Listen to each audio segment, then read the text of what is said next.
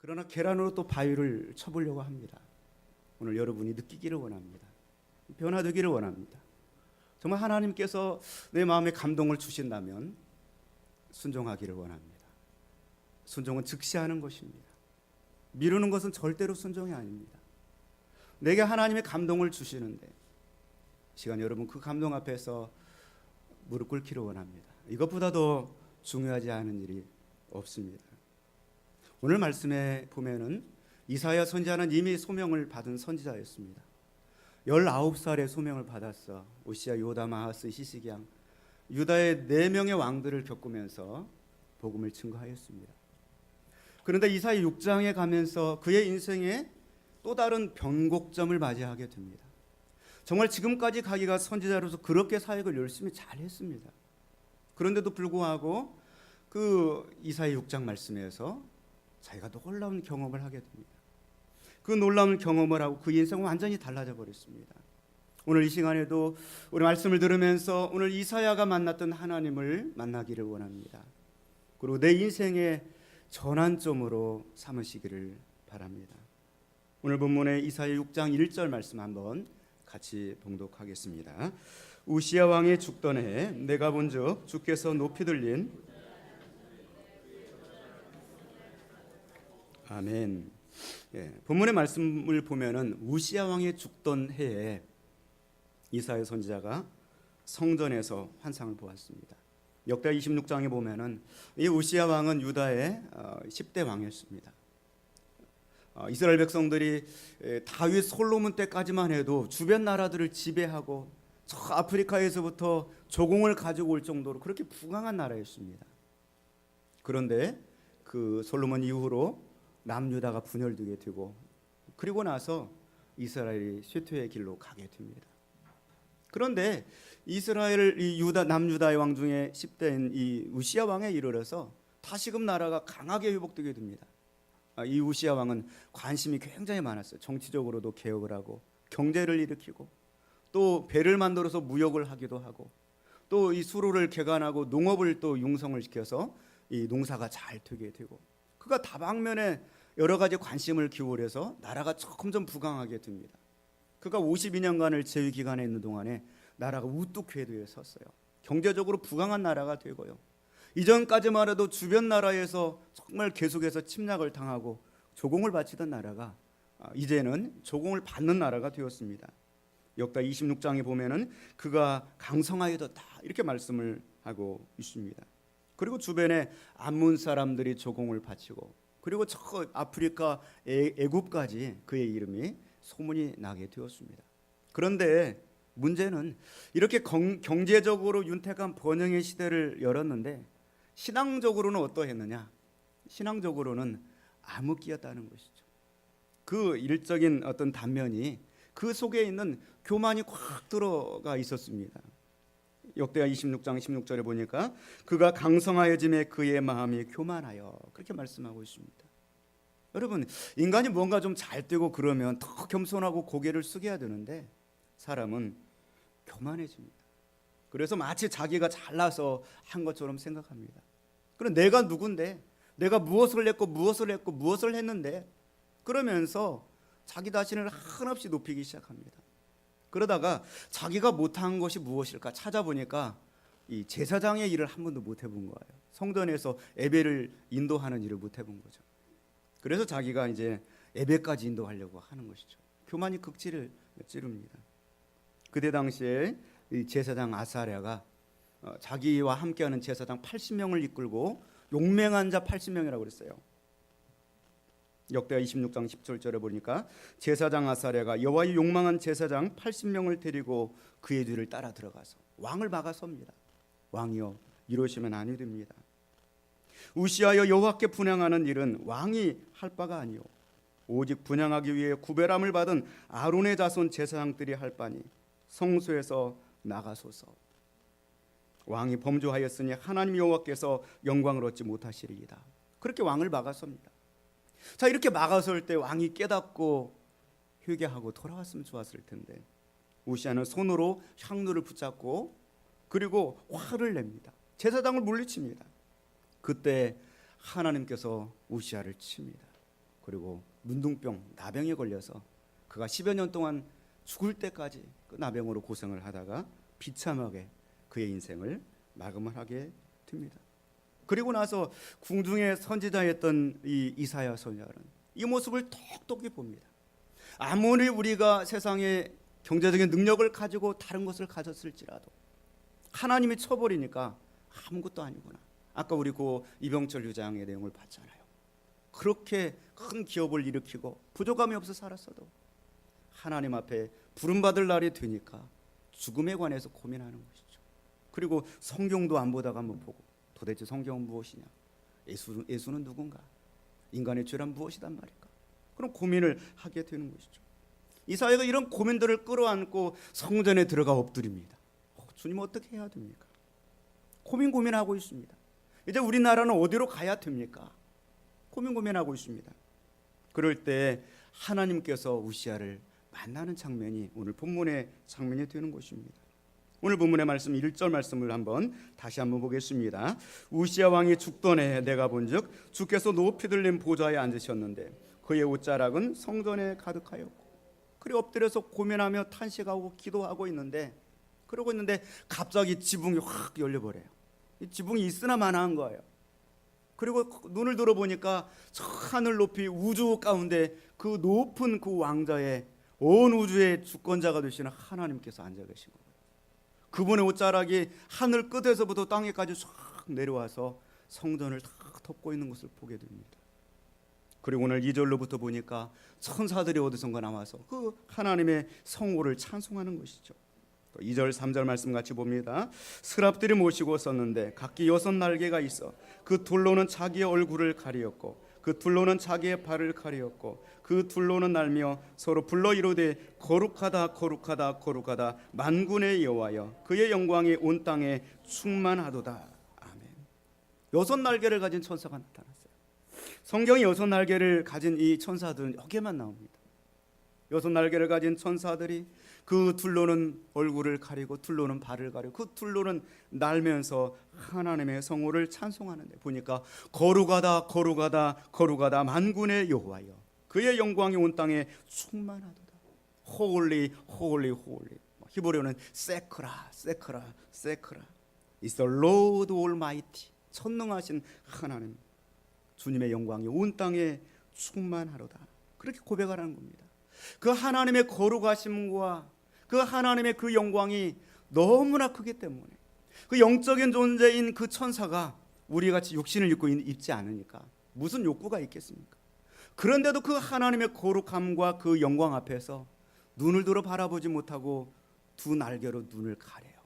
그리고 두 날개로는 부정한 자기의 팔을 가리고 두 날개로 날면서 거룩하다 거룩하다 거룩하다 만군의 여호와여 그의 영광이 온 땅에 충만하도다. 그렇게 찬송하며 고백을 드리는 것을 볼 수가 있습니다.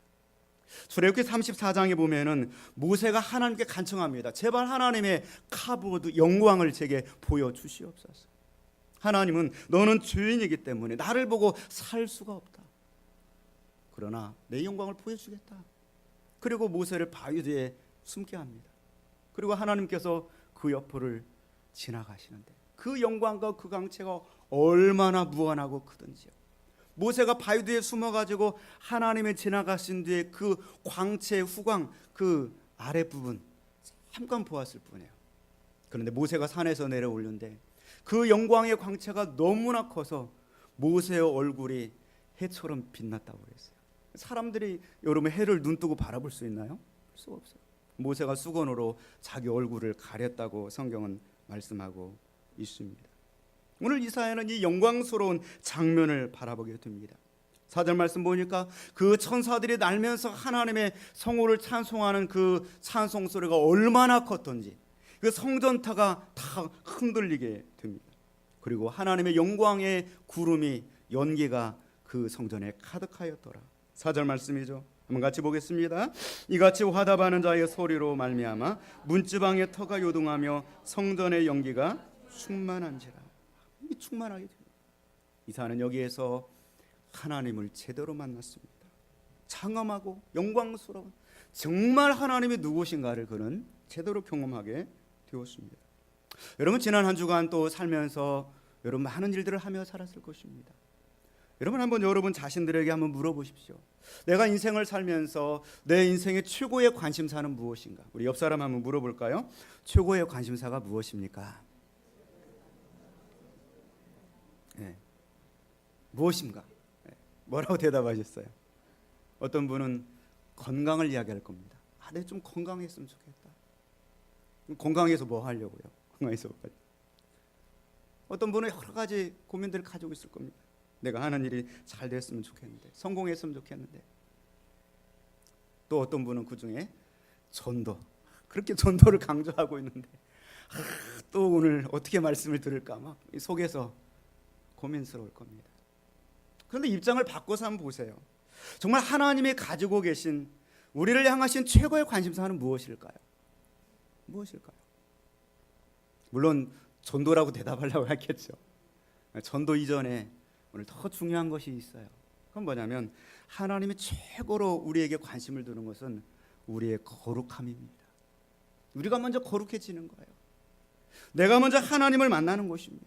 내가 먼저 구원의 감격에 빠져가는 겁니다. 내가 먼저 하나님의 은혜를 체험하는 것입니다. 이스라엘 백성들을 그 애굽에 430년 동안 종살이하는 것에서 하나님이 건져내신 유일한 목적은 바로 하나님의 백성답게 거룩하게 예배하며 살라는 것입니다. 가나안 땅에 들여보내면서도 그 땅에 우상 숭배하고 죄로 얼룩진 그 땅의 백성들을 진멸하고 한 것은 바로 하나님의 거룩함을 나타내는 백성이 되라고 하는 것입니다. 하나님은 거룩을 굉장히 고집하고 우리에게 요구하고 계십니다. 왜냐하면 레위기 11장 45절 말씀 보니까 하나님은 거룩하시기 때문입니다. 내가 거룩하니 너희도 거룩할지어다. 왜 이렇게 거룩이 중요합니까? 왜 이렇게? 성도가 바로 이 거룩을 잃어버리면 성도가 아니에요. 성도가 거룩을 잃어버리면 하나님과 영적인 교제가 끊어져 버립니다. 하나님의 버림을 받게 됩니다. 거룩에는 중간지대가 없어요. 거룩해지든지 아니면 완전히 세상에 빠져버리든지. 여러분 거룩을 추구하시기를 주님의 이름으로 축원을 드립니다. 왜 죄 없으신 예수 그리스도께서 십자가에 못 박혀서 돌아가셨을까요? 그것은 바로 우리의 죄를 씻어서 우리를 거룩하게 하고자 하는 줄로 믿습니다. 하나님 거룩한 열정을 가지고 죄인된 인간을 절대로 만날 수 없기 때문에, 죄인된 인간을 절대로 교통할 수 없기 때문에 자신의 독생자를 희생하시기까지 그렇게 해서 우리의 죄를 씻어주시고 우리를 거룩한 백성으로 삼아 주신 줄로 믿습니다. 그런데 하나님은 그토록 거룩을 강조하고 그렇게 우리의 거룩함을 위해서 모든 것들을 다 바치셨는데 과연 우리의 초점은 어디에 있습니까? 하나님처럼 정말 거룩한 백성으로 내가 살아야지, 정말 거룩한 주님의 신부가 되리라 이렇게 살고 있습니까? 아니면 여전히 세상의 건포도 과자를 즐기면서 그것에 정신이 팔려 있지는 않은지 우리 자신들을 보기를 원합니다. 이사야 선지자는 그 전에 자기가 선지 사역을 감당을 했습니다. 하나님의 복음을 증거했습니다. 그런데도 불구하고 하나님의 임재 앞에 설 때 오늘 본문의 5절 말씀에 그렇게 고백하는 것입니다. 우리 5절 말씀 한번 같이 보겠습니다. 그때 내가 말하되 화로다 나여 망하게 되었도다. 나는 입술이 부정한 사람이요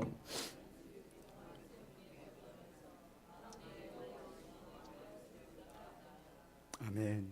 이사야는 하나님을 만나고서 그 앞에서 완전히 꼬꾸라집니다. 그리고 고백합니다. 나는 망하게 되었습니다. 화로다 나여 망하게 되었도다. Woe to me. 그럼 울부짖습니다. I am ruined. 나는 완전히 파괴되었다. 나는 완전히 폐허가 되어버렸다. 하나님 앞에서 그렇게 철저하게 자기 부정을 합니다. 완전히 전쟁의 쑥대밭이 된 것처럼, 하늘에서 포화가 내려가지고 폭탄을 맞은 것처럼 그렇게 이사야는 자기 자신을 부정하게 됩니다. 오늘 예배를 통하여서 우리 자신들이 하나님의 성령의 폭탄을 맞기를 원합니다. 하나님의 거룩의 폭탄을 맞기를 원합니다. 내 자신의 파멸을 선언하기를 원합니다. 내가 얼마나 죄인인가를 깨닫기를 원합니다.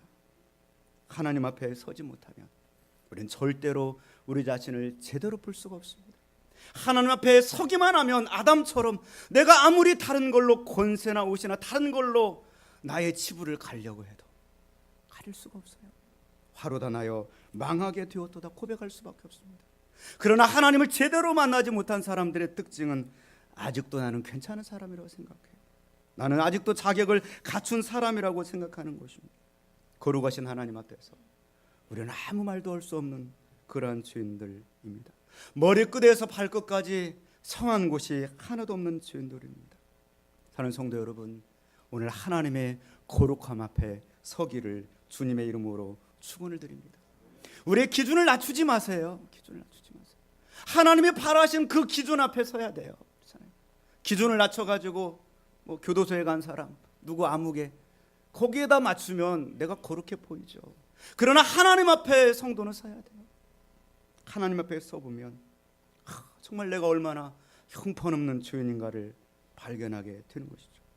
하나님께서는 이사야를 들어서 사용하시기 전에 그를 먼저 하나님의 거룩의 임재를 보여주시고 그가 완전히 자기에 대해서 파멸을 선언하게 하시고 그리고 하나님의 그 죄사함의 은총을 받아서 다시금 하나님의 사명을 감당하기를 원한 줄로 믿습니다.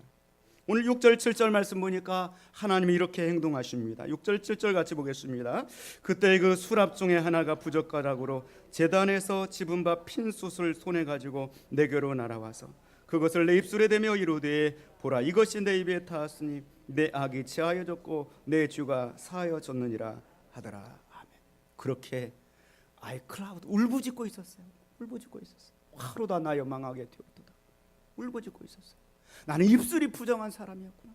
내 속에 있는 모든 가증한 것이 입술로 쏟아져 나왔었구나. 그러면서 자기를 부정하고 있을 때 천사 중에 하나가 부젓가락은 여러분 집게 생각하시면 돼요. 집게를 가지고 제단에서 핀숯을, 이 핀숯은 여러분 옛날에 석탄난로 불타는 석탄 생각해 보세요.